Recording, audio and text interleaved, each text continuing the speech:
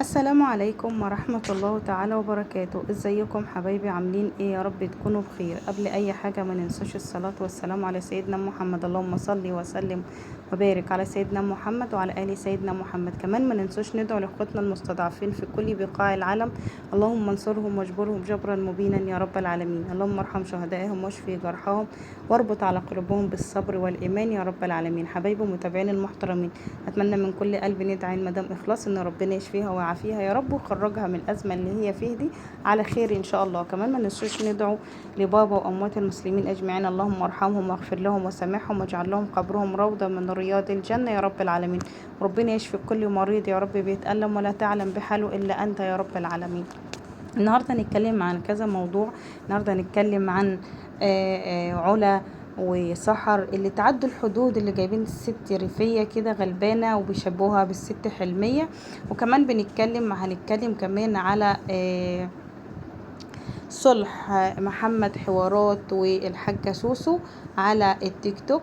وكمان هنتكلم على الحاجة فاطمة وعلى هدى وعلى سعاد وعلى صلحهم مع بعض. كمان هنتكلم في تفاصيل كتيرة، بس ابقوا معايا. حطوا لايكاتكم وتعليقاتكم الجميلة. ربنا يديمكم نعمة في حياتي يا أحلى أخوات وأحلى عيلة. ربنا يسعدكم ويسعد أيامكم يا رب العالمين.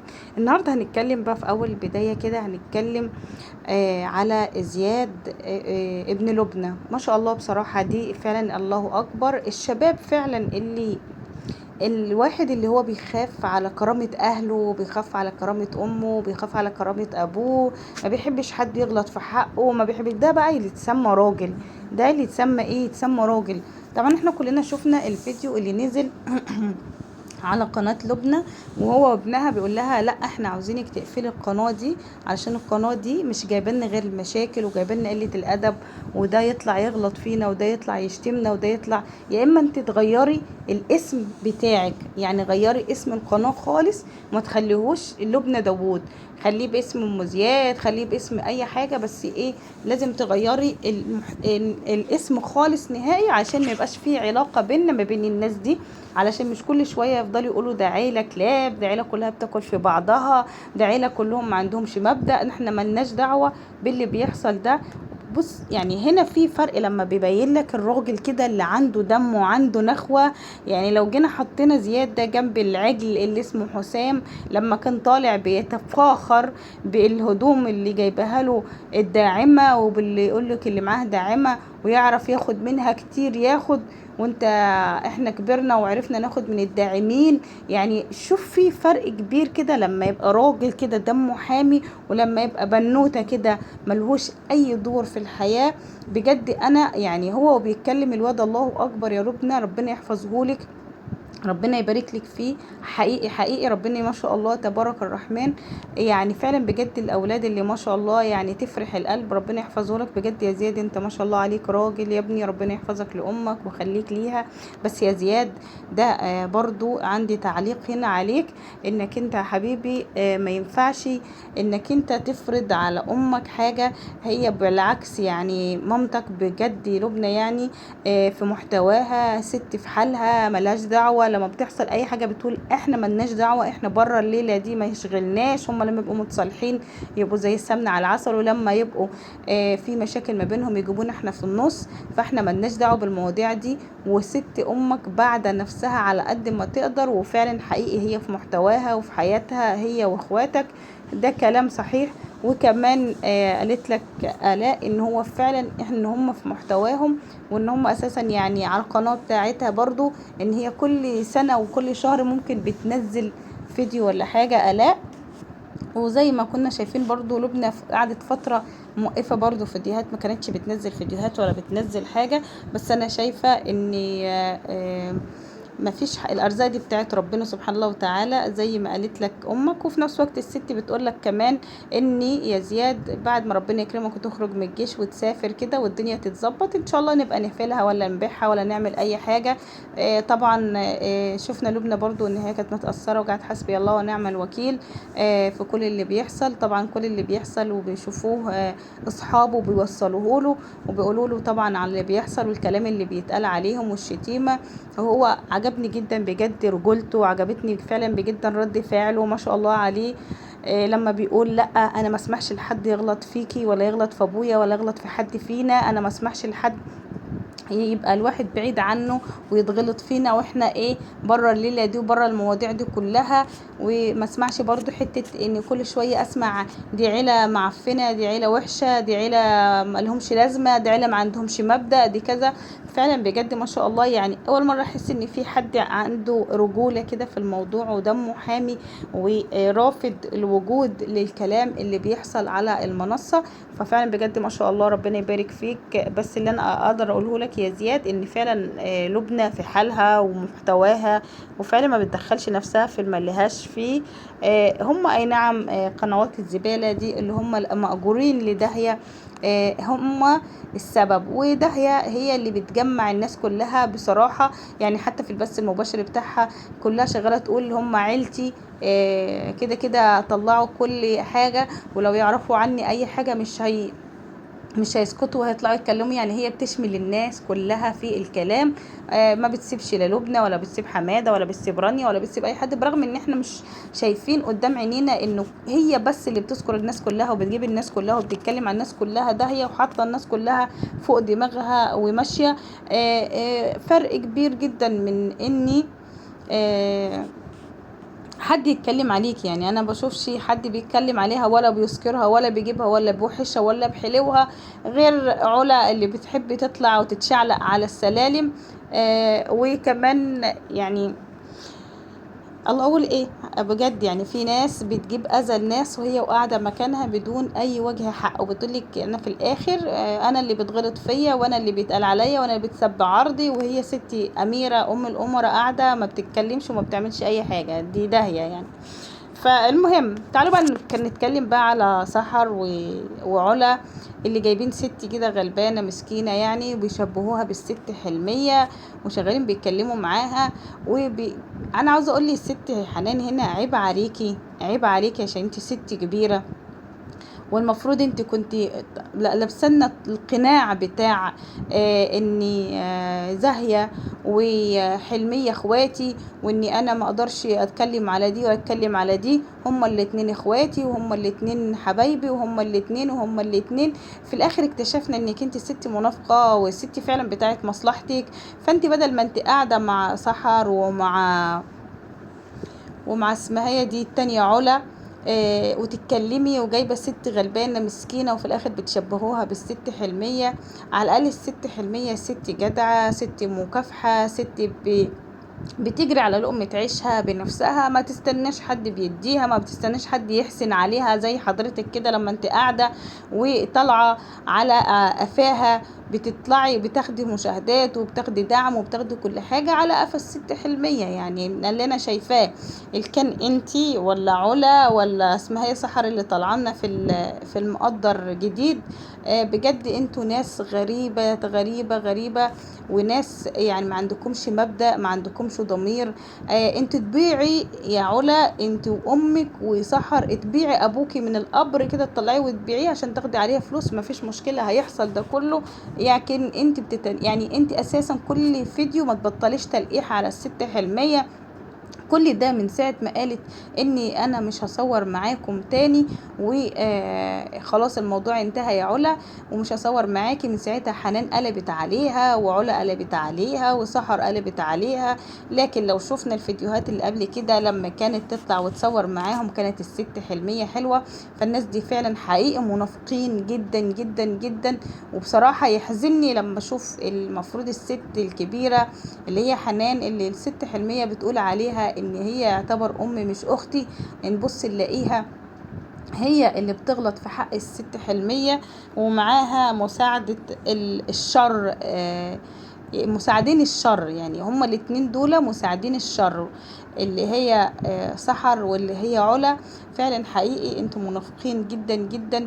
وبعدين الست حلمية اقسم بالله اقسم بالله جزمتها ب10 زي امثالكم، ست في محتواها وست مكملة في محتواها. وانا بقولك يا ست حلمية من هنا كملي في محتواكي، لانك تكملك في محتواكي وفي شغلك وفي حياتك هو ده اللي بيتعبهم وهو ده اللي تعبهم، وده انك انت ما شاء الله كل يوم في تألق وكل يوم حب الناس بيزيد في في قلبها، وكل يوم يعني دنيتك بتبقى احسن بحب الناس ليكي.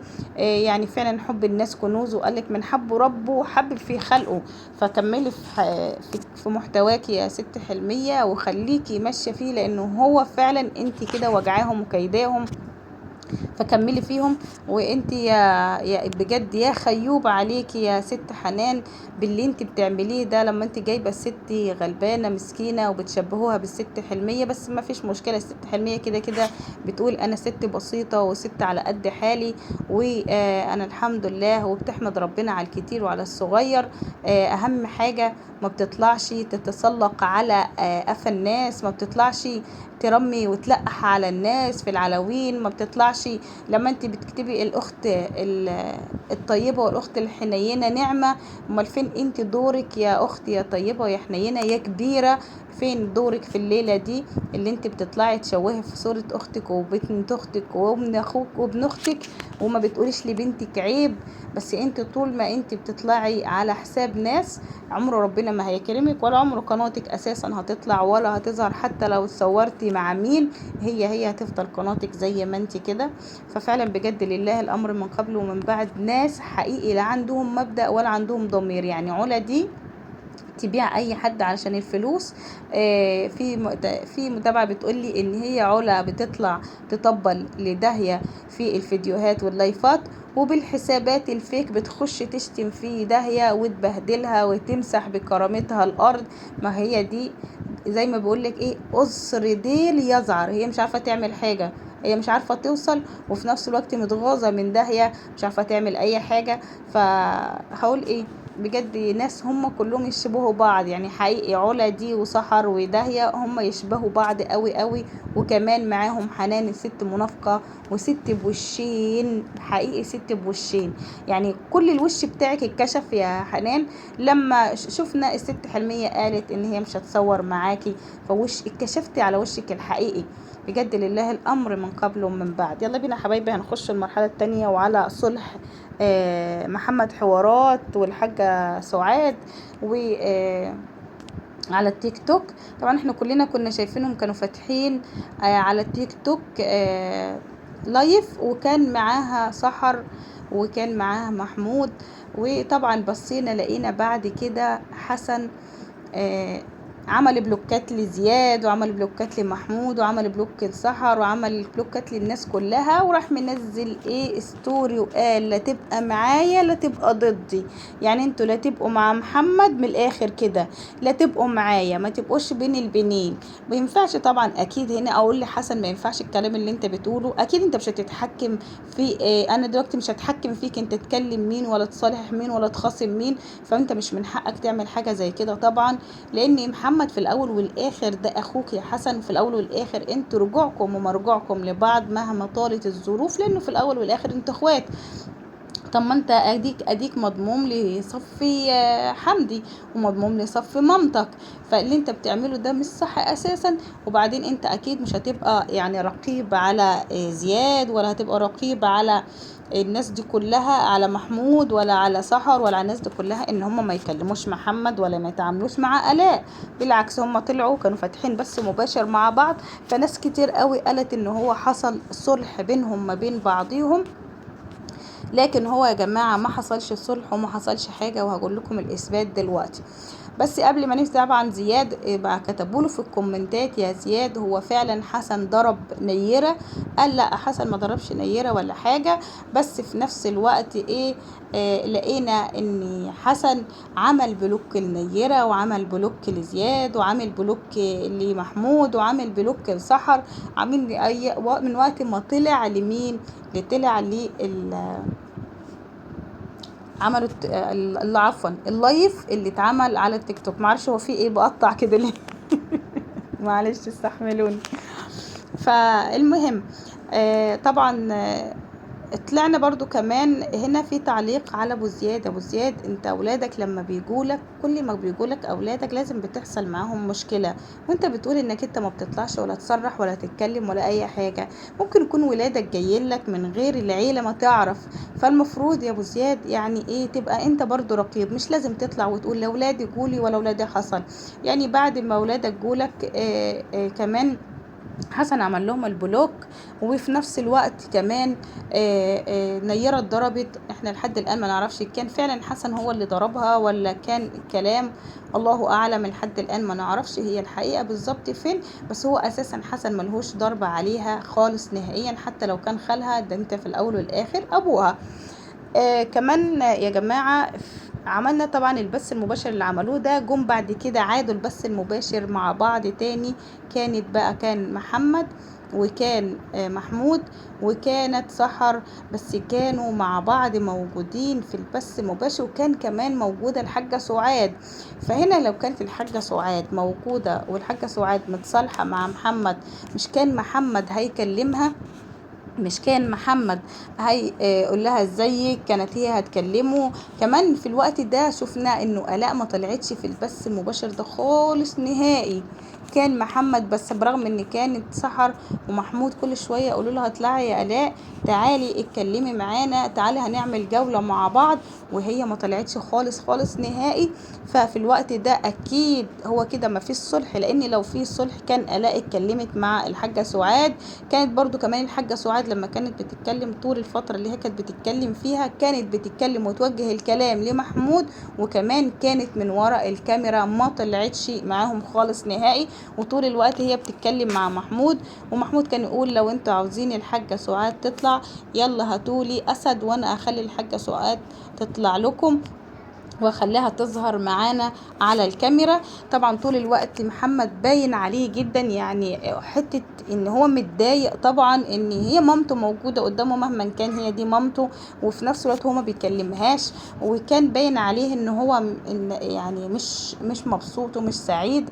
وكمان آلاء ما كانش ظاهرة في الموضوع خالص نهائيا، خالص خالص موجودة. فما ظهرتش، لان طبعا ما ينفعش ان هي تطلع وتبقى الحاجة سعاد موجودة، وما ينفعش ان هي ما تكلمهاش، يبقى شكل يعني باين الشكل يعني الخارجي هيبقى شكله وحش جدا جدا. فاحنا هنا نقدر نقول ان محمد ما صلح يعني عفوا ما حصلش صلح بينه ما بين الحاجة سعاد، ما حصلش بينه ما بين آلاء في صلح، ولا الحاجة سعاد، ولا اي كلام من الكلام ده، ولا اي حاجة حصلت من الكلام ده خالص نهائي. كمان هنقول ان كل الكلام اللي حصل ده ما حصلش، يعني ما فيش اي صلح. وشفنا البث المباشر، وفي نفس الوقت والله انا فعلا حقيقي يعني صعب عليا يا محمد حقيقي قوي قوي ان هي مامته تبقى موجوده قدامه مش عارف يكلمها او ما بيكلمهاش او ما فيش علاقه بينهم. عشان كده بنقول دايما يا جماعه بلاش في الاول والاخر انتوا عيله، وبلاش كمان ان المواضيع كلها تبقى على المواقع التواصل الاجتماعي. بجد المواضيع بتكبر وتتطور اكتر زياده عن اللازم. ف يعني حاول على قد ما تقدر يا محمد اني يعني مش عارفه اقول لك ايه، بس هي اللي غلطت في حقك كتير جدا الست سعاد، بس في الاول والاخر دي مامتك. فربنا يصلح ما بينكم وربنا يصلح زي. بس انا حبيت اعرف ان المتابعين ان هو فعلا حقيقي ما فيش صلح حصل بين محمد ما بين سعاد الحاجه سعاد، ولا بين آلاء، ولا اي حاجه. هما الاتنين كانوا طالعين بس يعملوا جوله مع بعضيهم. بس كان اول بس ما بينهم كان فعلا كان بس جميل جدا، وكان في حب وكان في عياط وكان في تأثير في الموقف، ان هم كانوا فعلا يعني لهم فتره ما تواصلوش مع بعض وما عرفوش بعض، بين محمود ما بين سحر على التيك توك. ففعلا بجد ربنا يديمهم يا رب ويجمعهم على خير. احنا والله نتمنى الخير للناس كلها، فربنا يصلح ما بينكم وربنا يديمكم وربنا يسعد ايامكم يا رب العالمين يا محمد. وربنا يسعد لكم ايامكم انت، وربنا ان شاء الله يرجع الود بينك ما بين مامتك وما بين امك ومراتك، وان شاء الله ربنا يصلح الحال. كمان كان منزل ستوري محمود بيتكلم فيه، بيقول تعالى اقول لكم على شخصيات اخواتي. عندكم حمدي عصبي، عندكم حسن متهور، عندكم محمد طيب بس غشيم، عندكم يحيى بني ادم اجتماعي مع نفسه. عندكم انا مش عارفه، يعني بحب الضحك والهزار، بس ايه، اجتماعي. في نفس الوقت في اخت عندهم اسمها ام شروق ما ذكرهاش خالص خالص، وقال ايه ربنا يبعد عننا ايه الشيطان. بس في نفس الوقت انا بستغرب جدا جدا، هي ليه دايما ام شروق دي ما بتتذكرش خالص نهائي؟ ما بيتكلمش عليها خالص، ما بيذكروهاش خالص، ما بيصوروش معاها، ما بيكلموش، فيش غير حد اللي هو بيعمل معاها محمد كل وقت والتاني، هو اللي بيرفع لها فيديوهات، هو اللي بيساعدها. عشان احنا كنا عرفنا ان هو محمد ده شخصيته طيبة جدا، وده حقيقي، وهو اللي بيبان علينا ان هو فعلا حقيقي شخصيته طيبة، ومش شخصيته شرانية ولا حاجة. كمان نيرة هي اللي بتساعدها شوية في الفيديوهات وفي رفع الفيديوهات بتاعتها بكل وقت والتاني شوية كمان. ففعلا هنا انا عندي سؤال، والسؤال بيطرح نفسه، هو ليه ما بيتذكرش اسم ام شروق دي خالص عندهم؟ ليه ما بيتكلموش عليها؟ ليه ما بيحبوش يساعدوها؟ ليه ما بيحبوش يكبروا قناتها؟ يا ترى هي دي فعلا بتعمل مشاكل بينهم ما بين بعضيهم، ولا في مثلا هي مثلا عشان هي انحازية مع محمد؟ هل يا ترى مثلا في مشكلة حصلت بينهم ما بين بعض من ناحية ام شروق، فعشان كده هو ما ذكرش اسمها؟ برغم ان انا مش حابة الفكرة دي خالص جدا، لان ناس كتيرة جدا عارفة ان هم معاهم اخت، وان هم ما بيذكروهاش، وان هم ما بيحاولوش حتى يساعدوها. في الاول والاخر انا بجد يعني بحبش ان العيله تبقى منفصله عن بعضها. الاخوات خوات، ومهما كان الست بتبقى محتاجه اخواتها دايما معاها. بس اللي انا شايفاه ان في اختلاف غريب جدا في العيله دي، ان هم على طول جدا جدا بيبيعوا بعض، ما بيختلفش معاهم خالص نهائي، سبحان الله. هنتكلم على الحاجة فاطمة، ونتكلم على سعاد، وهنتكلم على صلح هدى وسعاد مع بعض. طبعا شفنا الحاجة فاطمة كانت طالعة عاملة فيديو، كانت طالعة بتلوم على طول دايما على المتابعين. يا جماعة فعلا حقيقي حقيقي القناة بدون متابع ملوش أي لازمة. فانت دايما بتلومي على المتابعين، انتوا اللي بتطلعوا يا حاجة سعاد، عفوا يا حاجة فاطمة، انتوا اللي بتطلعوا تنشروا غسيلكم الوسخ على طول. فلازم المتابع، ما هو انتوا اللي بتدخلوا المتابع في كل حاجة في حياتكم، فانتوا لازم يعني تبعدي عن المتابع، انت اللي بتعملوا كده. المهم، طلعت طبعا هي علينا في فيديو بتقول ان انا صلح سعاد وصلح هدى. عاوزة سعاد لما هدى تصالحها يبقى فيه بث مباشر مفتوح وتصالحها قدام المتابعين. فهدى بتقولك قال ايه يعني؟ ان انا قال ببقى محرجة وببقى مكسوفة وما ينفعش. طبعا مين اللي بيبرر الكلام ده؟ لمين؟ للحاجة فاطمة. بس هنا عندي تعليق على الحاجة فاطمة. قبل ما تتكلمي حاجة فاطمة وتفضلي كل شوية تقولي اصلك هدى وياسمين صغيرين، اصلك ياسمين هدى دي صغيرة، اصلك هدى دي ياسمين صغيرة، ما هو انت اللي بتساعدي ان هم يغلطوا، وبيغلطوا بس بطريقة اللي انت بتتكلمي عليها ان دي صغيره ودي صغيره. مفيش حاجه اسمها صغيره، كله بيعرف غلطه، كله طول ما الشخص واحده متجوزه ومعاها مسؤوليه ومعاها اولاد مفيش حاجه اسمها صغيره. طب ما هي هدى لما كانت حامل، ولما عرفت ان هي حامل طلعت وكانت فاتحه بس، والبس ده كان فيه اكتر من 3000 و4000، وقتها ما كانتش محرجه، ما كانتش محرجه. طب هي دلوقتي لما قاعده معاكي وبتتكلم، مش ده فيديو وهينزل للناس كلها، والناس كلها هتشوفه، وهي برضه نفس النظام، تعتبر نفسها ان هي علشان خاطر اختها اللي اكبر منها تتنازل، وان هي تطلع معاها على البث المباشر، تفتح بث مباشر وتطلع وتعرف اختها ان هي طالعه لها على البث المباشر وتصالحها. انا شايفه ان هو الموضوع عادي جدا، بس بلاش انت تحطي حته في دماغك كل شويه تفضلي تقولي اصلك هدى صغيره، اصلك ياسمين صغيره، كل اي حاجه يعملوها غلط يعملوه، اي مشكله يعملوها. طب خلاص، ما هي لو صغيره يبقى هي اللي هي تنكسر لاختها. معروفين دايما ان الكبير ليه احترامه والصغير ليه احترامه، يعني ان انا ابقى اخت اللي اكبر مني فانا لازم احترمها. وايه المشكله لما اجي على نفسي واعتذر لها وما اكسرش بخاطرها وما زعلهاش؟ خلينا متفقين اني سعاد ست مطلقة ومعاها بنتين، قاعدة معهاش راجل، يعني من الآخر هي ما معهاش راجل، ومعاها بنتين وقاعدة بتربيهم، والست مفكرتش ان هي تتجوز تاني، وقاعدة على بناتها تربيهم، وقاعدة وسطيكم زي ما انت بتقولي كده. وفي نفس الوقت التعليق اللي هي كتبته لك بتقول لك انك انت لما تبقي عندها بتبقي بكلام، ولما تنزلي تحت بتبقي بتغيري كلامك تاني. يعني هو خلاص هي بتفرقه، يعني هي هنا في حد بيلعب في دماغك يا حاجه فاطمه. علشان كده انت لما بتطلعي عندها بتقولي كلام، ولما تنزلي تحت بتقولي كلام تاني مختلف. فهنا يا حاجه فاطمه انت برضو الام، انت بتقولي مش عارفه تصالحي مين ولا تراضي مين وتيجي على مين. لا معلش، انت تيجي على الصغيره تقولي لها افتحي بس مباشر. وعلى فكره انتوا لما تقولوا لها الكلام ده هتسمع كلامكم. افتحي بس مباشر، وايه المشكله لما تصالحي اختك وتراضي اختك وتيجي على نفسك علشان خاطر اختك؟ دي خاطر اختك قاعده مكسوره وبتربي بناتها، فانت ايه المشكله لما احنا نقف جنبها ونساعدها؟ وبعدين انت تغلطي في اختك من البدايه ليه؟ وكمان انتوا طول ما انتوا اللي عملتوا كده، ما انتوا اللي بتطلعوا تتكلموا على العلن ومعرفين الناس كلها حياتكم، فعشان كده انتوا بتتكلموا على كده ليه؟ وزعلانين ليه من المتابع ان هو بيدخل نفسه، وانتوا اللي بتطلعوا تنشروا كل اللي بيحصل واموركم الشخصيه كلها؟ فايه المشكله لما تطلع وتعتذر لاختها على البث المباشر؟ انا شايفه ان هي ما فيش اي حاجه، ودي حاجه عاديه جدا. هي عادي جدا بيفتحوا بثوث وبيتكلموا، كانوا بيتكلموا على الحمل وكانوا بيتكلموا على الحقن وكانوا بيتكلموا على كل حاجه على البث المباشر. يعني هي دي بس اللي هتتكسف ان انا هفتح بث مباشر واطلع اعتذر لاختي؟ مش فاهمه بصراحه، لان كنتوا بتأفوروا كل حاجه على هواء. يعني كلام صدفة كان صحيح لما قالت ان ام بتكيل بمكيالين. ما انت فعلا كده بتكيلي بمكيالين، ما هي طالعة وبتتكلم معاكي في الفيديو اهو. عادي اعتبري نفسك يا ستي انت في البث المباشر ده اعتبريه فيديو، طلعي اجبري بخاطر اختك يا جماعة. وكمان اللي متابعين اللي بيقولوا اللي سعاد امشي من البيت وسيبي لهم وامشي في سكن بره، يا جماعة دي واحدة منكسرة، هي واحدة ست ومعاها بنتين.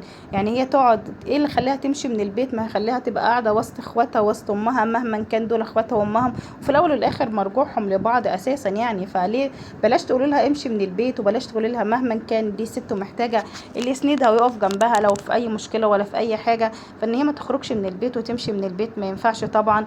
بلاش تقولوا لها الكلام ده، وبلاش تفضلوا تقولوا لها على طول الكلام ده والتفاصيل الامور دي.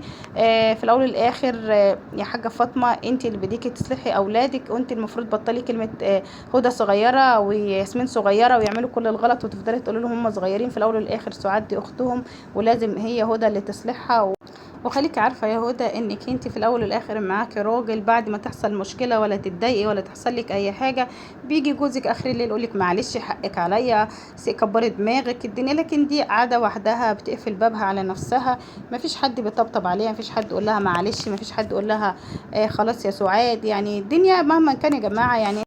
فانت يا حاجه فاطمه المفروض تبقي فعلا حقيقي سندها وظهرها، وربنا يصلح ما بينكم. وحبايبي ومتابعين المحترمين، معلش الفيديو طال عليكم، اتمنى تقولوا لي ايه رايكم في الكومنتات، وقولوا لي ايه مفروض هدى هي اللي تصلح سعاد ولا سعاد هي اللي تصلح هدى، ولا يعملوا بث مباشر ولا ما يعملوش بث مباشر. انا بحب اسمع ارائكم، فقولوا لي ايه رايكم في التعليقات. وفي نفس الوقت انا شايفة ان الحاجة فاطمة فيش مشكلة لو هي اللي ذات نفسها فتحت بث مباشر وجمعت الاتنين وخلتهم اعتذروا لبعض وصالحوا بعض والموضوع ينتهي. فانا سايبة رأيكم تقولوا لي ايه حبايبي ومتابعين المحترمين في الكومنتات، واسيبكم في رعاية الله وحفظه، واستودعكم عند الله، والسلام عليكم ورحمة الله وبركاته.